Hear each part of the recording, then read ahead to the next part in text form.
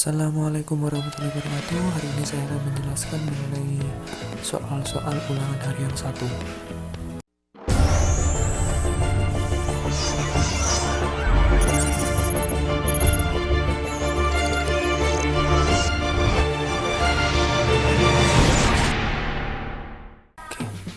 Bagi kalian yang nilainya di bawah rata-rata KKM 75, kalian diwajibkan untuk melakukan remedial.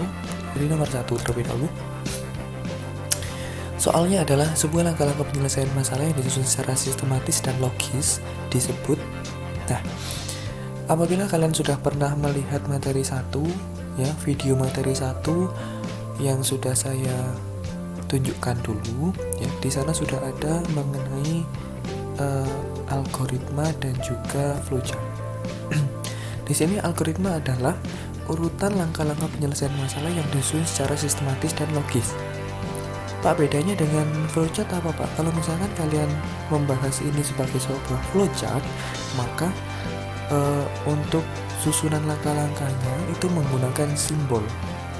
Jadi ada kata-kata simbol, itu berarti yang dituju adalah flowchart. Kalau misalkan tidak ada kata-kata simbol, berarti yang dituju adalah algoritma, gitu.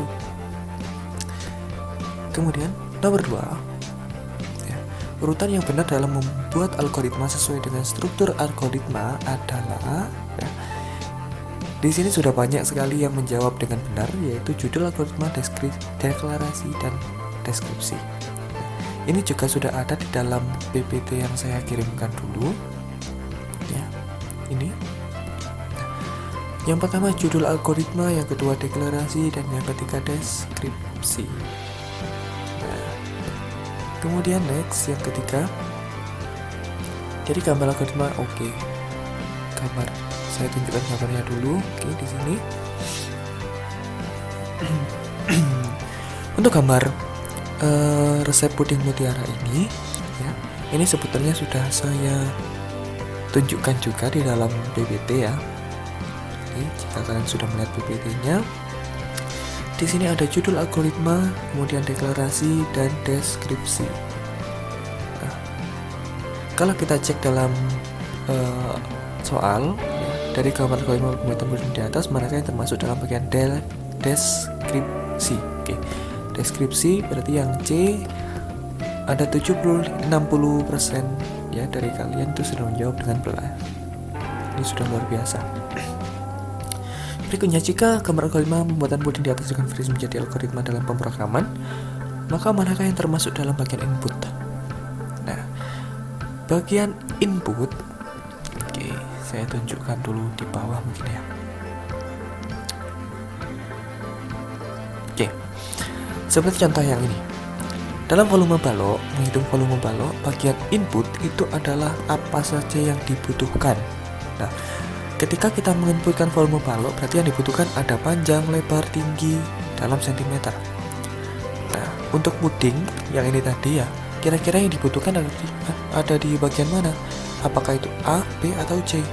Nah, ternyata setelah kita cek, ya, yang dibutuhkan ada pada bagian B, sehingga B itu bisa dijadikan input. Seperti itu, berarti bagian B. Next, diberikan algoritma apabila warna coklat menjadi merah, ungu menjadi biru, dan selain warna merah dan ungu menjadi kuning. Oke. Untuk soal ini sebetulnya saya hanya ingin mengecek bagaimana cara kerja otak kalian apabila saya berikan soal mengenai logika. Nah, oke, saya akan menjelaskan, ya. Apabila warna coklat menjadi merah, saya akan menjelaskan di sini.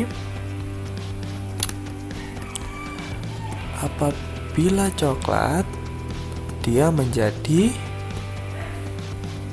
merah,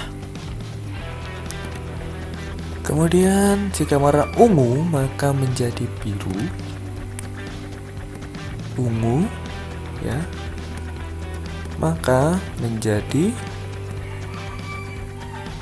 biru. Dan yang terakhir, Dan selain warna merah dan ungu, maka menjadi kuning. Jadi selain merah dan ungu, jadi selain warna merah dan warna ungu itu menjadi kuning. Nah, paham ya? Selain warna merah dan ungu menjadi kuning. Nah, berarti ya, apabila yang dimasukkan adalah warna biru, karena biru itu selain merah dan ungu, ya, selain merah dan ungu, maka biru ini akan menjadi warna kuning. Coba kita cek. Sudah ada 30% menjawab dengan benar ya. Untuk yang menjawab ungu pasti kalian berpikirnya, oh, kalau misalkan ungu jadi biru berarti biru jadi ungu. Tidak. Jadi kalian harus mengecek terlebih dahulu bagaimana jawaban dari bagaimana deskripsi lanjutan dari soal seperti itu ya. Next, dalam sebuah algoritma penilaian terdapat keadaan jika nilai log lebih dari 80 mendapatkan A, lebih dari 60 B, lebih dari 40 C, selain itu mendapat D. Oke. Anton mendapat nilai 60, maka sebetulnya dia mendapatkan, nah, kebanyakan akan menjawab B ya. Namun kalian harus lihat ada perbedaan. Sebentar ini saya hapus dulu.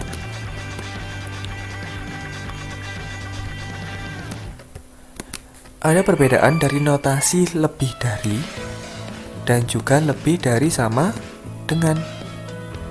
Nah, bedanya apa, Pak? Misalkan lebih dari 50 itu berarti ya, mengartikan bahwa nilainya itu 51 ke atas. Di 51, 52 sampai tidak terbatas. Kalau misalkan lebih dari sama dengan 50, maka nilainya itu kita mulai dari 50. Jadi 50 ke atas. Seperti ini. Nah, apabila dari soal nilai Anton itu adalah 60, maka 60 itu tidak bisa masuk ke dalam B. Karena nilai B ini dimulai dari 61 ke atas. Berarti dia masuk ke dalam nilai C, di mana C ini mulai dari 41, 42, 43 dan seterusnya. Itu. Kemudian yang selanjutnya ya, untuk mencari keliling sebuah lingkaran membutuhkan rumus 2 kali Pi kali R. Maka input yang dibutuhkan dalam algoritma adalah, input itu adalah apa yang dibutuhkan. Nah, yang dibutuhkan di sini adalah Pi dan R. Untuk nilai 2 ini sudah pasti, sudah mutlak. Jadi nilai 2 ini tidak perlu dimasukkan dalam input. Nah, sehingga yang dibutuhkan dalam input adalah Pi dan R. Pi dan R. Kemudian kalau misalkan kalian menjawab rumus lingkaran ya, rumus lingkaran dan 2 kali Pi kali R, ini masuk ke dalam langkah-langkah, ke dalam proses ya, bukan input. Seperti itu. Next, dari gambar algoritma mencari volume di atas, isi dari langkah 2 yang memungkinkan adalah, oke, kita cek gambar dari pencarian volume. Oke, ini. Oke. Isi dari nomor 2. Berarti apabila inputnya sudah ada sisi, outputnya kubus ya, manakah algoritma memasukkan nilai sisi. Oke. Yang pertama, ketika inputnya sudah dimasukkan, berarti kita tinggal masuk ke dalam proses. Nah, berarti untuk yang nomor 2 ini ya, adalah proses memasukkan volume yang saya masukkan proses menghitung volume kubus. Pak, kenapa kok tidak memasukkan volume kubus? Karena volume kubusnya sudah ada di dalam proses, jadi tidak perlu memasukkan lagi.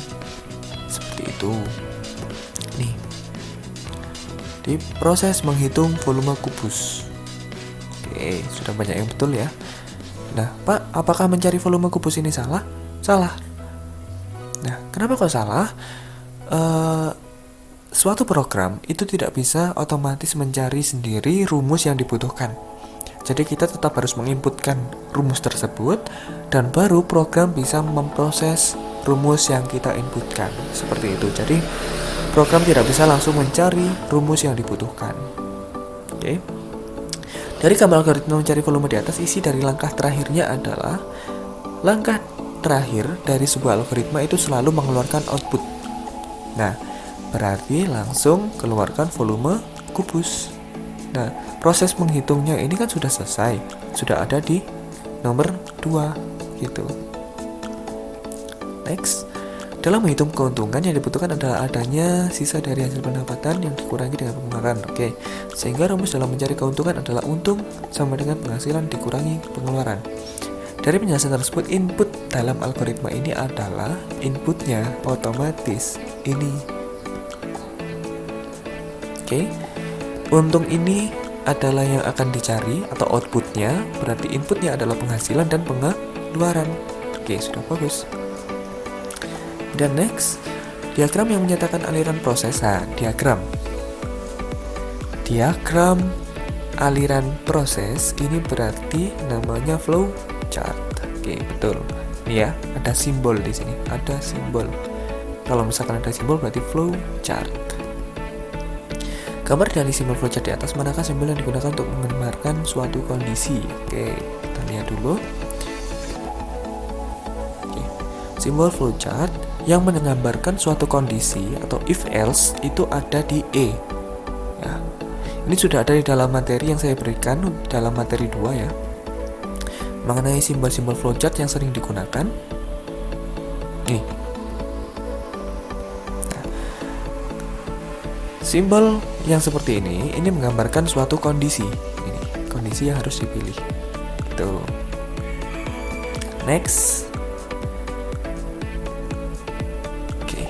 Dari gambar simbol flowchart di atas, manakah simbol yang digunakan untuk menggambarkan nilai input yang sudah pasti dan tidak dapat dirubah? Oke.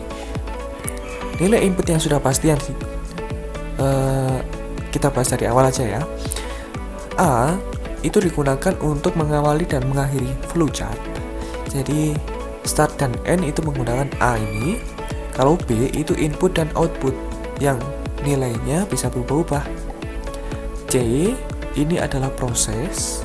D ini input yang sudah pasti. Misalkan P sudah pasti ya, 22/7. Oke, sudah pasti, berarti itu masuk ke dalam D. Dan yang E ini adalah kondisi. Berarti untuk pertanyaan berikutnya mengenai simbol yang digunakan untuk nilai input yang sudah pasti itu adalah simbol D yang ini. Di dalam PDF juga sudah ada. Ini pemberian nilai awal. Ini sudah pasti. Oke.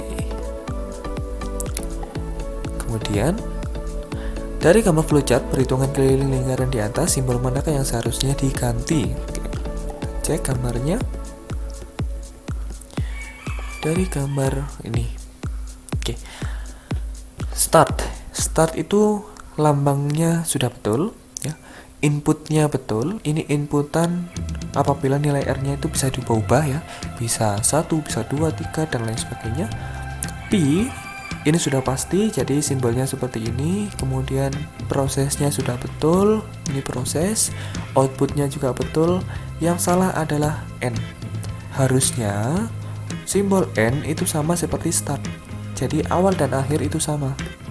Gitu. Berarti N ini oke, sudah banyak yang betul ternyata. Gus. Nah, berikutnya jelaskan bagaimana cara pembuatan algoritma menurut bahasa Anda sendiri. Jadi yang saya butuhkan adalah cara pembuatan algoritmanya. Oke.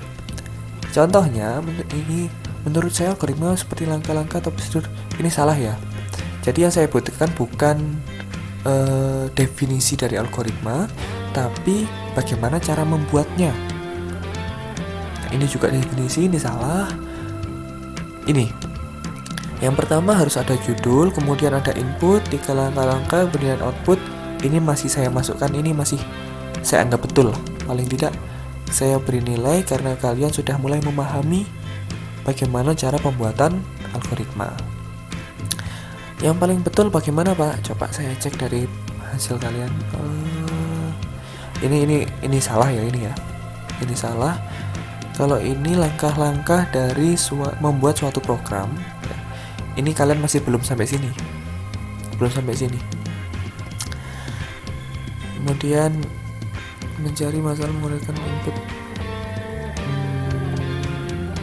Oke, ini cara pembuatannya adalah yang pertama harus mendeskripsikan atau mendefinisikan masalahnya, kemudian membuat algoritma. Lalu ini juga salah.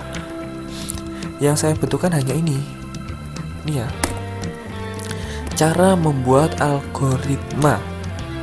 Tidak perlu sampai kalian membuat program mencari kesalahan ya. Ini sebetulnya kalian itu hanya tinggal mereview ulang bagaimana cara pembuatan dari sebuah algoritma sudah. Jadi tidak perlu kalian cari di internet, kemudian sampai akhirnya kalian uji validasi. Ini nih tidak termasuk ke situ ya. Jadi hanya algoritma saja. Pada bagian ini sangat banyak sekali yang salah. Nah, ini sudah betul. Pertama kita harus menentukan tema algoritma, kedua kita harus membuat deskripsi dan lain sebagainya. Ini saya anggap betul. Kemudian mana lagi ya? Jadi yang saya butuhkan hanya bagaimana cara pembuatan algoritma. Nah, ini juga salah. Yang saya butuhkan bagaimana cara pembuatan algoritma, tapi di sini kalian ada juga yang menjelaskan membuat atau memasak mie instan. Ini salah ya. Ini sudah jelas salah. Kemudian nah, ini juga tidak perlu ya, cara deskripsi. Ini boleh, ini masih betul. Tapi untuk bagian berikutnya ini sudah sangat-sangat salah. Oke, jadi seperti itu. Yang saya butuhkan hanya cara pembuatan algoritma. Oke, berikutnya dalam menghitung keuntungan yang dibutuhkan adalah adanya sisa dari pendapatan dan lain sebagainya. Ini kita harus membuat input, output, dan langkah-langkah algoritma menggunakan bahasa sendiri. Oke. Ada beberapa yang sudah betul dalam pembuatannya ya. Contohnya judul algoritma mencari keuntungan, ini sudah betul. Kemudian inputnya pengeluaran dan penghasilan. Oke, ini sudah betul, pengeluaran penghasilan. Setelah itu langkah-langkahnya, yang pertama, oke, ini langkah-langkahnya masih kurang ya. Outputnya sudah betul, langkah-langkahnya masih kurang. Kita coba cek lagi. Ini yang betul langkah-langkahnya. Masukkan penghasilan, masukkan pengeluaran, kemudian kurangi penghasilan dengan pengeluaran. Ini yang betul. Jadi yang saya butuhkan yang pertama ya, inputnya apa, outputnya apa, kemudian algoritmanya seperti apa. Nah, kalau misalkan kalian tambahin lagi dengan judul algoritma, itu lebih betul lagi. Seperti itu. Jadi itu saja ya untuk pembahasan masing-masing soalnya. Apabila kalian merasa bingung dengan pembahasan yang saya berikan atau ada beberapa soal yang juga masih dibingungkan, silakan kalian langsung tanyakan melalui komentar ataupun kalian bisa langsung tanyakan ke WhatsApp saya. Oke, sekian untuk pembahasan ulangan harian hari ini. Assalamualaikum warahmatullahi wabarakatuh.